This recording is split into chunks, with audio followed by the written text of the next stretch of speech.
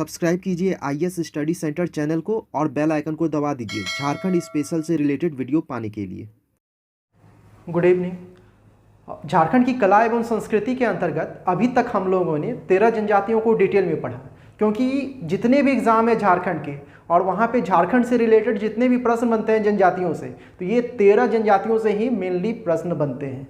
तो इसीलिए मैंने ये 13 जनजातियों को डिटेल में पढ़ाया है। संथाल जनजाति, उड़ांव जनजाति, मुंडा जनजाति, हो जनजाति, खड़वाड़ जनजाति, असुर जनजाति, बिहोर, ब्रिजिया, कोरबा, माल पहाड़िया, सोरिया पहाड़िया, पढ़िया और सवर जनजाति। ये 13 जनजातियों को मैंने एकदम डिटेल में बताया है, इसके सारे चीज़ों को मैंने बताया है।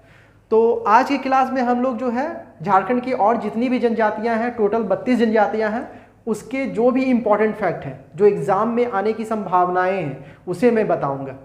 तो ये जो 13 जनजातियां हैं उसे भी मैं थोड़ा सा रिकॉल कर दूंगा। तो यहाँ पे सबसे पहले हम लोग इम्पॉर्टेंट फैक्ट को देखते हैं। ये जो झारखंड की 32 जनजातियां हैं, इन्हें जो है किस आर्टिकल के तहत अधिसूचित किया गया है। तो आप लोगों के लिए यहाँ इंपॉर्टेंट हो जाता है आर्टिकल 342। आर्टिकल 342 भारत संविधान के आर्टिकल 342 के तहत भारत के राष्ट्रपति द्वारा जो है झारखंड के जनजातियों को अधिसूचित किया गया है। तो ये लाइन आप लोगों के लिए बहुत ही इंपॉर्टेंट है, याद रखिएगा। किस आर्टिकल के तहत झारखंड के 32 जनजातियों को अधिसूचित किया गया है? तो आर्टिकल 342 के तहत। और किसके द्वारा बोलेगा? तो राष्ट्रपति द्वारा। किसके द्वारा? राष्ट्रपति द्वारा। तो यह आप लोगों के लिए बहुत ही इंपॉर्टेंट फैक्ट हो जाता है कि झारखंड की 32 जनजातियों को भारत के संविधान के किस आर्टिकल के तहत अधिसूचित किया गया है? तो आर्टिकल 342 के तहत अधिसूचित किया गया है। किसके द्वारा अधिसूचित किया गया है? तो भारत के राष्ट्रपति द्वारा अधिसूचित किया गया है। तो ये पहला इंपॉर्टेंट फैक्ट था। अब चलिए दूसरे इंपॉर्टेंट फैक्ट पे चलते हैं हम लोग। झारखंड की जो जनजातियां हैं उसमें जनसंख्या के दृष्टिकोण से सबसे बड़ी जनजाति कौन सी है? तो उसके बारे में देख लेते हैं हम लोग। तो जनसंख्या की दृष्टि से झारखंड की सबसे बड़ी जो जनजाति है वह है संथाल जनजाति। तो यहां पे मैं जनसंख्या की दृष्टि से बता रहा हूं।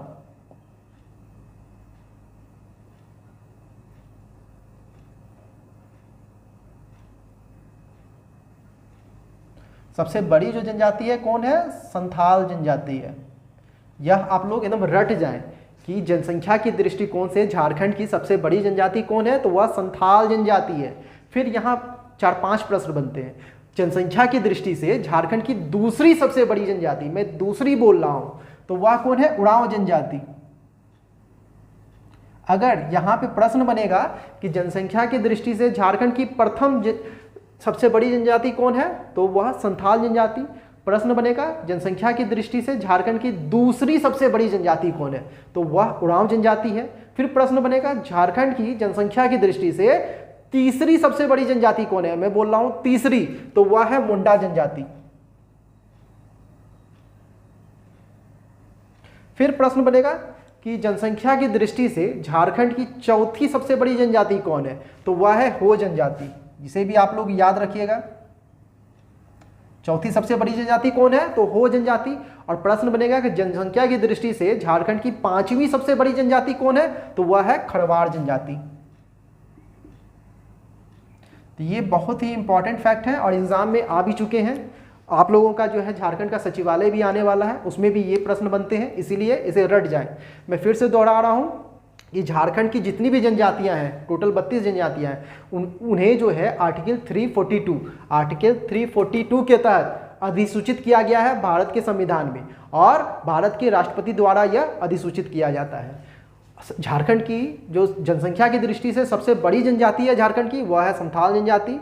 जनसंख्या की दृष्टि से झारखंड की दूसरी सबसे बड़ी जनजाति है, वह है उड़ांव जनजाति। झारखंड की यानी कि जनसंख्या की दृष्टि से झारखंड की तीसरी सबसे जो बड़ी जनजाति है वह है मुंडा जनजाति। फिर प्रश्न बनेगा जनसंख्या की दृष्टि से झारखंड की चौथी सबसे बड़ी जनजाति कौन है? तो वह है हो जनजाति। और प्रश्न बनेगा जनसंख्या की दृष्टि से झारखंड की 5वीं सबसे बड़ी जनजाति कौन है? तो वह है खड़वाड़ जनजाति। ये तो दूसरे इंपॉर्टेंट फैक्ट हो गए। अब इसके अलावा यहाँ और भी इंपॉर्टेंट फैक्ट है। झारखंड की जो टोटल 32 जनजातियां हैं उसमें से 24 जो है 24 वह प्रमुख जनजातियां हैं, और बाकी बचे जो 8 जनजातियां, यहाँ पे मैंने 8 जनजातियों को एक ब्लॉक में रखा है। यह जो है आदिम जनजातियां हैं। झारखंड की आदिम जनजातियां कितनी है? तो 8 हैं। यह भी आप लोग एकदम रट जाएं कि झारखंड में जो आदिम जनजातियां हैं उनकी संख्या कितनी है? तो 8 है।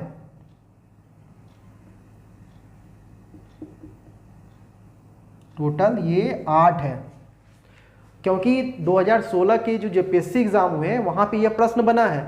ऑप्शन में था कोरवा जनजाति, फिर 3 और भी थे, जैसे मैं बता दे रहा हूँ ऐसे ही, बंजारा, बथुरी, बेदिया, बिंझिया, इस टाइप से कोई और भी 3 ऑप्शन और थे।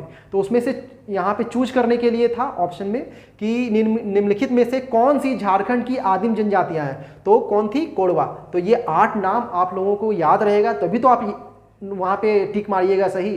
तो आप लोग ये 8 को याद रख लीजिए कि झारखंड में 8 आदिम जनजातियां हैं। टोटल 32 जनजातियों में 8 जो है आदिम जनजातियां हैं। असुर जनजाति, बिरहोर जनजाति, बिरजिया जनजाति, कोरवा जनजाति, माल पहाड़िया, सोड़िया पहाड़िया, पढ़िया जनजाति और सबर जनजाति।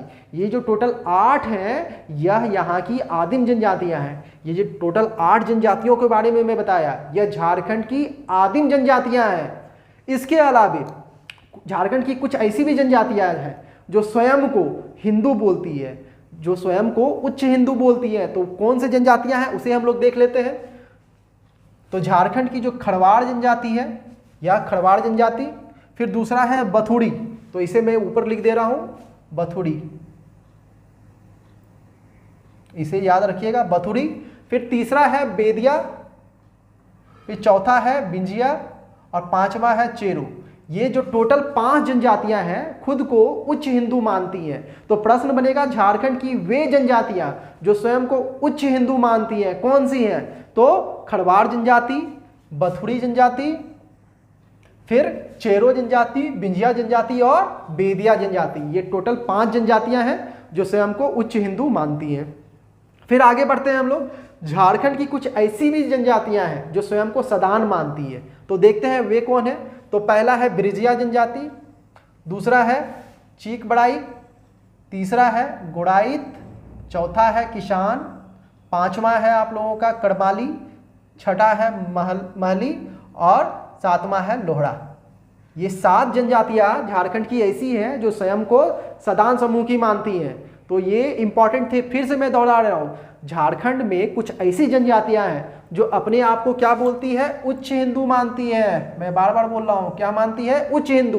तो कौन है? खड़वाड़ जनजाति, बेदिया, बिंजिया, चेरो। यहाँ प्रश्न बनेगा कि इनमें से, निम्नलिखित में से कौन सी जनजाति जो है स्वयं को उच्च हिंदू मानती है? ऑप्शन में दे देगा बिंजिया, खड़िया, किसान, खोंड। तो आप लोगों को क्या मारना है? बिंजिया सही टिक मारना है, क्योंकि ये 5 ही जनजाति है, 5 जनजाति है जो स्वयं को क्या मान रही है? उच्च हिंदू मान रही है। इसके अलावा फिर प्रश्न बनेगा कि झारखंड की कौन सी, निम्नलिखित में से कौन वो जनजाति है जो स्वयं को सदान मानती है? तो यहाँ पे देखिए मैं बोल रहा हूँ बार बार, सदान।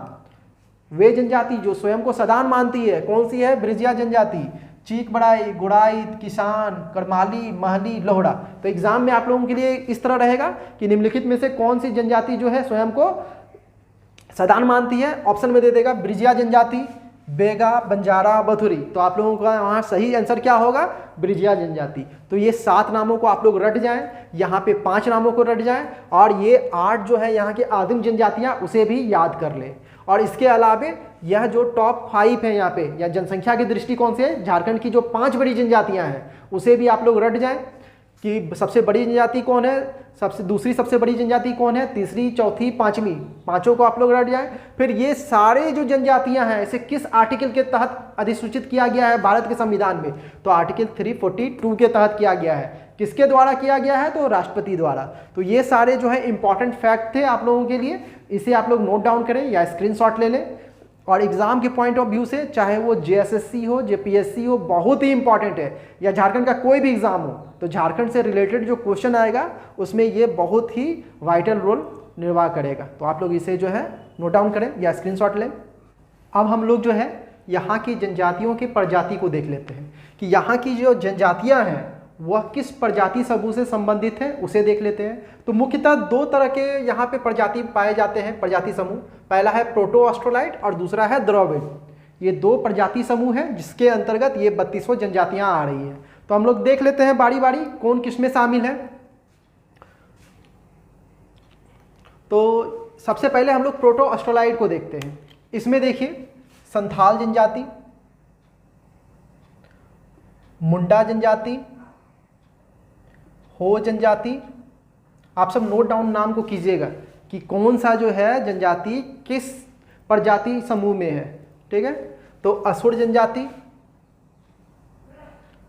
बिरहोर जनजाति, बिरिजिया, कोरबा, माल पहाड़िया, सोड़िया पहाड़िया, पड़हिया, सबर जनजाति, इसके अलावे चेरो जनजाति, कोड़ाइत जनजाति, खड़िया जनजाति, कोड़ा जनजाति, भूमिज जनजाति, कवर जनजाति, करमाली जनजाति, लोहड़ा जनजाति और कोल जनजाति। ये सारे जो है प्रोटो ऑस्ट्रोलाइड प्रजाति समूह से संबंधित हैं। तो आप लोग ये सारे नामों को याद रखिएगा। और ये जो टोटल 8 आदिम जनजातियां हैं वह किससे संबंधित है? प्रोटो ऑस्ट्रोलाइड प्रजाति समूह से संबंधित है।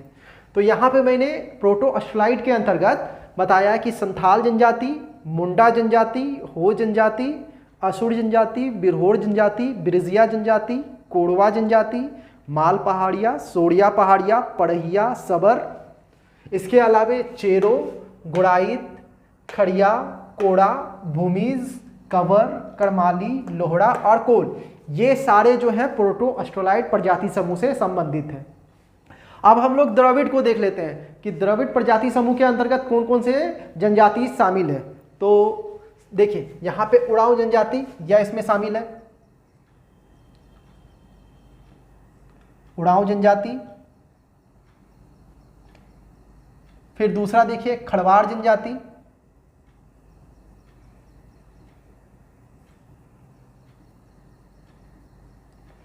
फिर इसके बाद देखिए नीचे ये सारे तो प्रोटो ऑस्ट्रोलाइड है। फिर बैगा, यह भी द्रविड़ प्रजाति के अंतर्गत है। फिर बथुड़ी, बंजारा नहीं है, बथुड़ी यह शामिल है। इसके अलावे फिर देखिए बेदिया, यह भी शामिल है। फिर बेदिया के बाद बिंजिया भी इसमें शामिल है।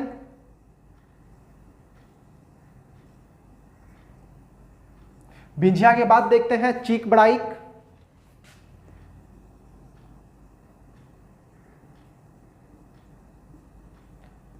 चीक बड़ाइक के बाद गोंड जनजाति भी द्रविड़ समूह में है।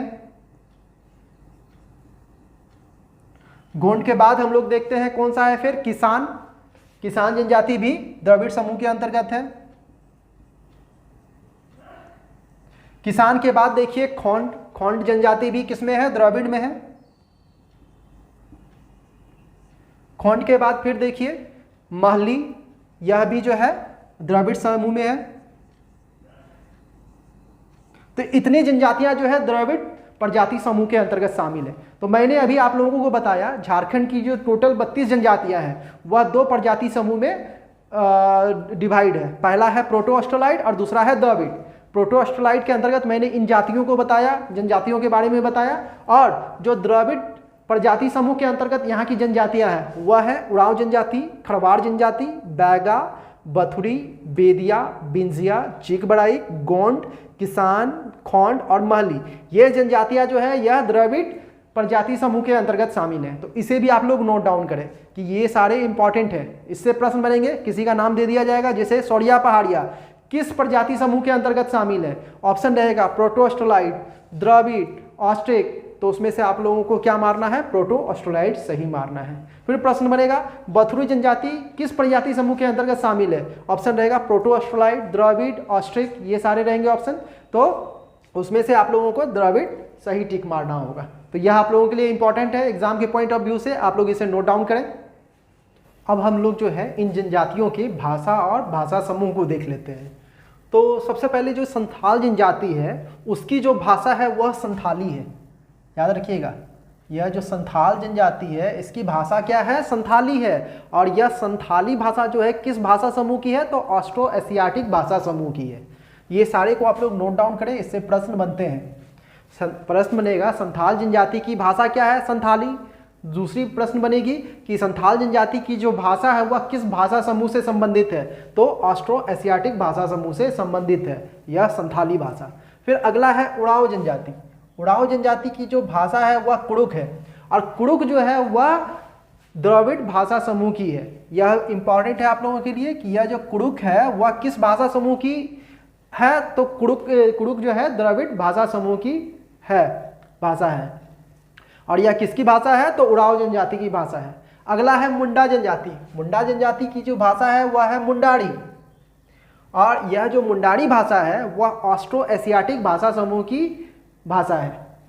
ठीक है, यानी यह जो मुंडारी है वह किस परिवार से या किस भाषा समूह से संबंधित है? तो ऑस्ट्रो एशियाटिक भाषा समूह से वह संबंधित है। प्रश्न बनेगा मुंडा जनजाति की भाषा क्या है? मुंडारी। मुंडारी किस भाषा समूह से संबंधित है? तो ऑस्ट्रो एशियाटिक भाषा समूह से संबंधित है। उसके बाद हो जनजाति है। हो जनजाति की जो भाषा है वह हो ही है, और यह जो हो भाषा है यह मुंडारी ऑस्ट्रो एशियाटिक भाषा समूह से संबंधित है। हो जनजाति की जो भाषा है हो वह मुंडारी समूह की है। मुंडारी में भी किसकी है? तो ऑस्ट्रो एशियाटिक भाषा समूह की है। फिर अगला है खड़वार। खड़वार की जो भाषा है वह है खैरवाड़ी, और खैरवाड़ी जो है ऑस्ट्रो एशियाटिक भाषा समूह से संबंधित है। खड़वार जनजाति की जो भाषा खैरवाड़ी है वह ऑस्ट्रो एशियाटिक भाषा समूह से संबंधित है। फिर असुर जनजाति में आते हैं। असुर जनजाति की जो भाषा है वह असुरी है, और यह जो है समाप्त हो चुकी है। यह एक ऐसी भाषा है असुरी जो कि विलुप्त हो चुकी है, और यह असुरी जो है ऑस्ट्रो एशियाटिक भाषा समूह से संबंधित है। याद रखिएगा, असुरी भाषा जो है किस भाषा समूह से है संबंधित है? तो ऑस्ट्रो एशियाटिक भाषा समूह से संबंधित है। उसके बाद है बिरहोर जनजाति। बिरहोर जनजाति की जो भाषा है वह है बिरहोरी।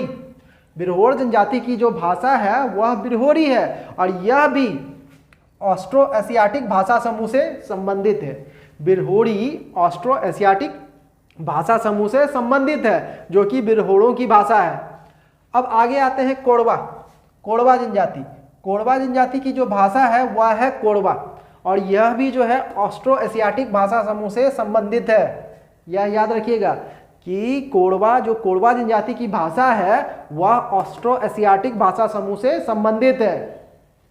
फिर अगला आते हैं माल पहाड़िया। माल पहाड़िया की जो भाषा है वह है मालतो।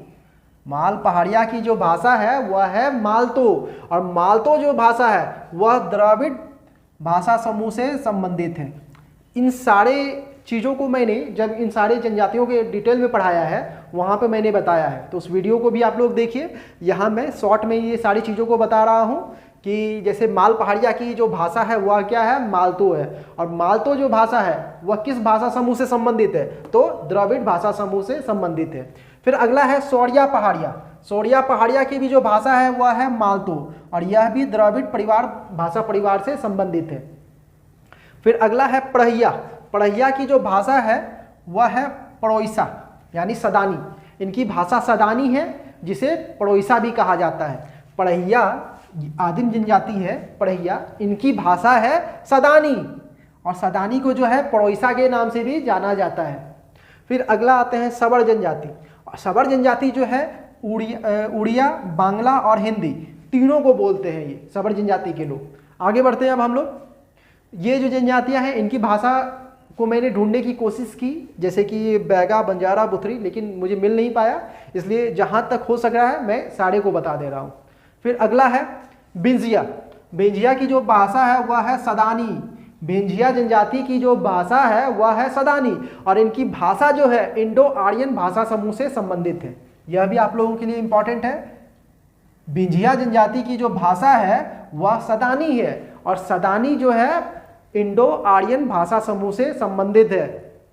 फिर अगला है चेरो जनजाति। चेरो जनजाति की भी जो भाषा है वह है सदानी है, और यह इंडो आर्यन भाषा समूह से संबंधित है। अगला है चीक बड़ाई। चीक बड़ाई की जो भाषा है वह है नागपुरी। चीक बड़ाई जो जनजाति है उनकी भाषा नागपुरी है, और नागपुरी किस भाषा समूह से संबंधित है? तो इंडो आर्यन भाषा समूह से संबंधित है। प्रश्न बनेगा चीक बड़ाई की भाषा क्या है? तो नागपुरी है। फिर प्रश्न बनेगा, दूसरा प्रश्न इसी पे बनेगा, चीक पढ़ाई की जो भाषा है वह किस भाषा समूह से संबंधित है? तो इंडो आर्यन भाषा समूह से संबंधित है। अगला है गोंड। गोंड की जो भाषा है वह है गोंडी और यह जो है द्रविड़ भाषा समूह से संबंधित है। गोंड जनजाति की जो भाषा गोंडी है वह द्रविड़ भाषा समूह से संबंधित है। मैं बार बार दोहरा रहा हूं, आप लोग इसे नोट डाउन करें। गोंड जनजाति की जो भाषा है वह है गोंडी, जो कि द्रविड़ भाषा समूह से संबंधित है। फिर अगला है गोड़ाइत। गोड़ाइतों की जो भाषा है वह है सदानी और सदानी जो है इंडो आर्यन भाषा समूह से संबंधित है। गोड़ाइत की जो भाषा है सदानी वह इंडो आर्यन भाषा समूह से संबंधित है। अगला है फिर खड़िया। खड़िया की भाषा भी खड़िया है और यह जो है मुंडारी भाषा समूह से है और मुंडारी भाषा में भी यह ऑस्ट्रो एशियाटिक भाषा समूह से संबंधित है। तो यह भी आप लोगों के लिए इंपॉर्टेंट होगा। अगर मुंडारी ऑप्शन में हो तो मुंडारी भी सही है, ऑस्ट्रो एशियाटिक हो तो वो भी सही है। प्रश्न बनेगा खड़िया की भाषा किस भाषा समूह से संबंधित है? ऑप्शन में अगर मुंडारी है तो मुंडारी को टिक मारिए, अगर ऑस्ट्रो एशियाटिक है तो उसको टिक मारिए। ठीक है। फिर अगला है किसान। किसान जनजाति की जो भाषा है वह भी मुंडारी है और यह भी ऑस्ट्रो एशियाटिक भाषा समूह से संबंधित है। किसान जनजाति की जो भाषा है वह मुंडारी है और मुंडारी जो इनकी भाषा है वह ऑस्ट्रो एशियाटिक भाषा समूह से संबंधित है। फिर अगला है कोड़ा। कोड़ा जनजाति। कोड़ा जनजाति की जो भाषा है वह कोड़ा ही है और इनकी जो भाषा है कोड़ा वह भी मुंडारी भाषा परिवार के अंतर्गत ऑस्ट्रो एशियाटिक भाषा समूह से संबंधित है। फिर अगला है भूमिज। भूमिज की जो भाषा है वह मुंडारी है। भूमिज जनजाति की जो भाषा है वह मुंडारी है और यह ऑस्ट्रो एशियाटिक भाषा समूह से संबंधित है। भूमिज जनजाति की जो भाषा है वह ऑस्ट्रो एशियाटिक भाषा समूह से संबंधित है और भूमिज जनजाति की भाषा क्या है? तो मुंडारी है। अगला है कवर जनजाति। कवर जनजाति की जो भाषा है वह कवड़ाती या सादरी कहा जाता है उसे। प्रश्न बनेगा कवर जनजाति की भाषा क्या है? अगर ऑप्शन में कवड़ाती हो तो वो भी सही है, अगर सादरी हो तो वो भी सही है। ठीक है। और इनकी जो भाषा है वह इंडो आर्यन भाषा समूह से संबंधित है। कवर जनजाति की जो भाषा है कवड़ाती या सादरी वह इंडो आर्यन भाषा समूह से संबंधित है। अगला है कड़माली। कड़माली जनजाति की जो भाषा है वह है खोटा और यह भी इंडो आर्यन भाषा समूह से संबंधित है। कड़माली जनजाति की जो भाषा खोटा है यह इंडो आर्यन भाषा समूह से संबंधित है। अगला है महली। महली का तो नहीं मिला है। फिर लोहड़ा। लोहड़ा की जो भाषा है वह है सदानी। लोहड़ा जनजाति की जो भाषा है वह है सदानी और यह भी जो है इंडो आर्यन भाषा समूह से संबंधित है। फिर अगला कोल जनजाति है। कोल जनजाति की जो भाषा है वह भी कोल ही है और इनकी जो भाषा है वह ऑस्ट्रो एशियाटिक भाषा समूह से संबंधित है। प्रश्न बनेगा कोल जनजाति की भाषा किस भाषा समूह से संबंधित है? तो कोल ऑस्ट्रो एशियाटिक भाषा समूह से संबंधित है। तो ये सारे मैंने इनके भाषा के बारे में बताया।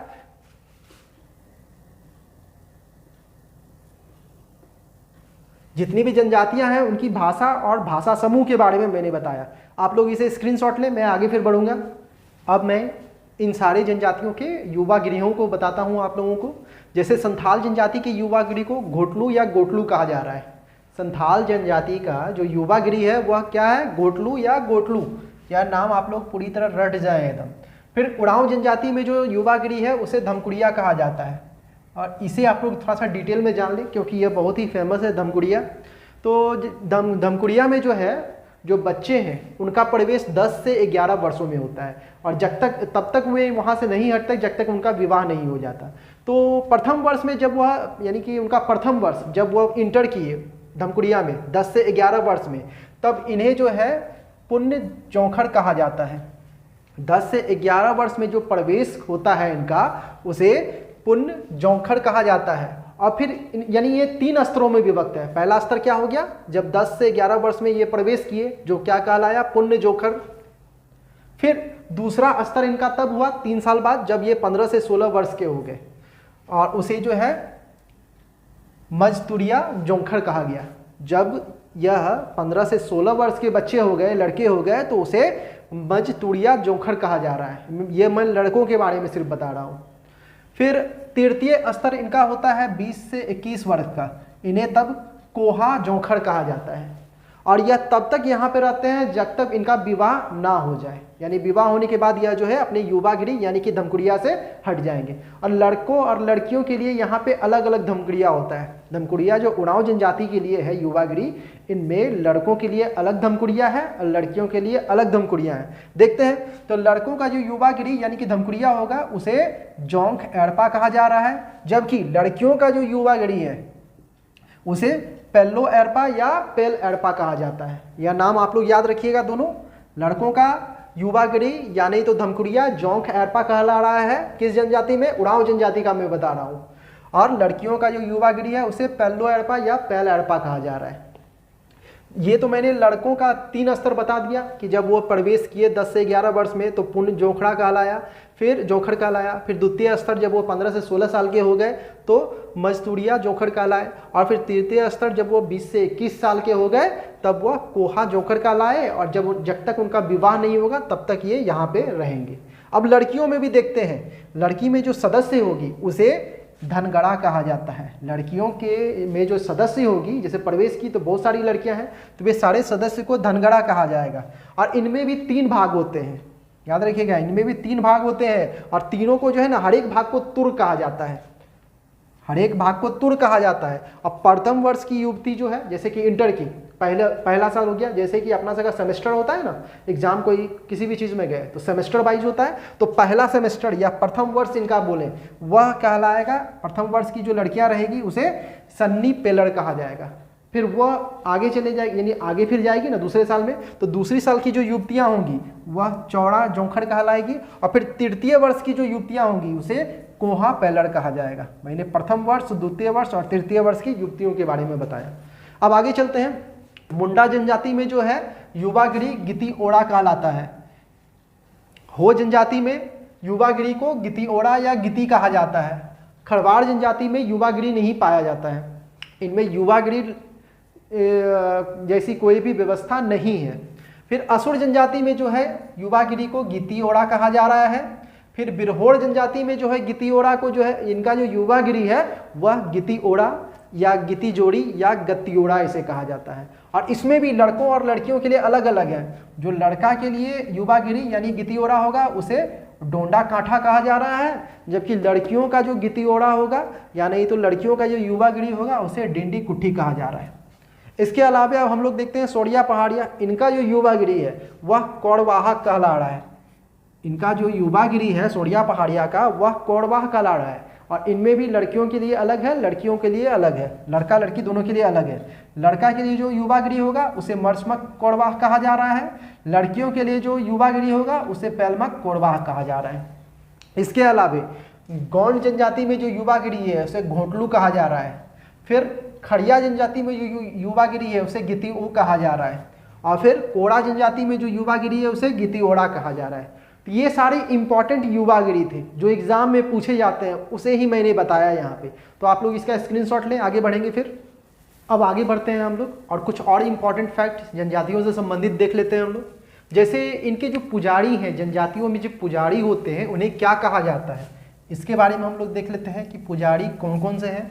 जैसे संथाल जनजाति में पुजारी को नायके कहा जाता है। संथाल जनजाति में पुजारी को जो है नायके कहा जा रहा है। फिर उरांव जनजाति में पुजारी को जो है पाहन कहा जा रहा है। मैं उरांव जनजाति का बता रहा हूँ। उरांव जनजाति में जो पुजारी होगा या धार्मिक प्रधान होगा उसे पाहन कहा जा रहा है। फिर मुंडा जनजाति में जो पुजारी या धार्मिक प्रधान है उसे पाहन कहा जा रहा है। उरांव में भी पाहन कहा जा रहा है, मुंडा जनजाति में भी पाहन ही कहा जा रहा है। फिर हो जनजाति में इसे दिहुरी कहा जाता है। हो जनजाति में पुजारी को दिहुरी कहा जाता है। फिर खड़वाड़ जनजाति में इस पुजारी को पाहन या बैगा कहा जाता है। खड़वाड़ जनजाति में पुजारी या धार्मिक प्रधान को पाहन या बैगा कहा जाएगा। फिर असुर जनजाति में इसे बैगा कहा जा रहा है। असुर जनजाति में जो पुजारी होगा उसे बैगा कहा जाएगा। फिर बिरहोड़ जनजाति में जो पुजारी होगा या धार्मिक प्रधान होगा उसे नाये कहा जा रहा है। फिर अगला है बिरजिया जनजाति, इसमें जो धार्मिक प्रधान होगा उसे बैगा कहा जा रहा है। फिर कोड़वा जनजाति में भी बैगा कहा जाता है धार्मिक प्रधान या पुजारी को। फिर माल पहाड़िया में जो है इसे देहुरी या देहरी कहा जाता है। माल पहाड़िया में जो पुजारी होगा या धार्मिक प्रधान होगा उसे देहुरी या देहरी कहा जाता है। जबकि सौड़िया पहाड़िया में इसे कांदो माझी कहा जाता है। जो पुजारी होते हैं सौड़िया पहाड़िया में उन्हें कांदो माझी कहा जाता है। फिर पढ़ैया जनजाति में जो पुजारी या धार्मिक प्रधान होंगे उसे देवड़ा या बैगा कहा जाता है। मेनली बैगा कहा जाता है, कहीं कहीं किसी किसी गाँव में जो है देवड़ा भी कहा जाता है। फिर सबर जनजाति में जो पुजारी होंगे उसे दिहुड़ी कहा जाता है। बथुरी जनजाति में जो पुजारी होंगे उसे दिहुड़ी कहा जा रहा है। बथुरी में भी और समण में भी दोनों में जो है पुजारी या धार्मिक प्रधान को दिहुड़ी कहा जाता है।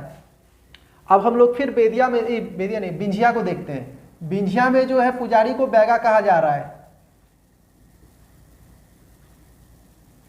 बिंझिया में जो पुजारी होंगे उन्हें बेगा कहा जा रहा है। फिर चेरो जनजाति में जो पुजारी या धार्मिक प्रधान होगा उसे बेगा कहा जा रहा है। बिंझिया और चेरो दोनों में बेगा कहा जाता है धार्मिक प्रधान को। फिर गोड़ाइत में भी इसे बेगा कहा जा रहा है। और खड़िया जनजाति जो है उसमें इसे कोलो या पाहन कहा जाता है। खड़िया जनजाति में जो धार्मिक प्रधान या पुजारी होगा उसे कोलो या पाहन कहा जाता है। फिर किसान जनजाति में जो है इसे बैगा कहा जाता है। कोड़ा जनजाति में भी इसे बैगा ही कहा जाता है। भूमिज जनजाति में इसे लाया कहा जाता है। भूमिज जनजाति है उसमें जो धार्मिक प्रधान या पुजारी होंगे उसे लाया कहा जाता है। फिर कवर जनजाति में जो धार्मिक प्रधान होगा उसे बैगा या पाहन कहा जाएगा। फिर करमाली जनजाति जो है उसमें जो धार्मिक प्रधान या पुजारी है उसे नाया या पाहन कहा जाता है। ठीक है, ये सारे जो है पुजारी मैंने बताया, धार्मिक प्रधान जो थे उसके बारे में मैंने बताया। अब इन जनजातियों में जो है विवाह के समय वधू मूल्य का भी प्रचलन है, तो सारे जो है वधू मूल्य को हम लोग देख लेते हैं। तो यहाँ पे मैंने वधू मूल्य को बताया है, ये सारे वधू मूल्य हैं आपके। संथाल जनजाति में जो वधू मूल्य होता है उसे पौन टका कहा जाता है। मैं संथाल जनजाति का बता रहा हूँ। संथाल जनजाति में जो वधू मूल्य है उसे पौन टका कहा जा रहा है। फिर मुंडा जनजाति में जो वधू मूल्य होगा उसे गोनोंग टका या नहीं तो कूड़ी गोनोंग कहा जाता है। फिर हो जनजाति हम लोग देखते हैं। हो जनजाति में जो वधू मूल्य है उसे पौन कहा जाता है या नहीं तो गोनोंग भी कहा जाता है। ये सारे चीज़ एग्जाम में आते हैं, आप लोग नोट डाउन कीजिए और याद कीजिए ये सारी चीज़ों को। फिर असुर जनजाति में जो यह वधू मूल्य है उसे डाली टका कहा जा रहा है। फिर माल पहाड़िया जो जनजाति है उसमें इसे पौन टका या नहीं तो पौन बंदी कहा जाता है।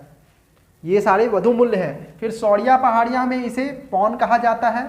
पढ़ैया जनजाति में इसे डाली कहा जाता है और सबर जनजाति में इसे पोटे कहा जाता है। ये सारे वधू मूल्य हैं। फिर बंजारा जाति में इसे जो है हरजी कहा जाता है। यह इंपॉर्टेंट है आपके लिए कि बंजारा जनजाति में जो वधू मूल्य होगा उसे क्या कहा जाता है, तो हरजी कहा जाता है। फिर आगे बढ़ते हैं। बेदिया जनजाति,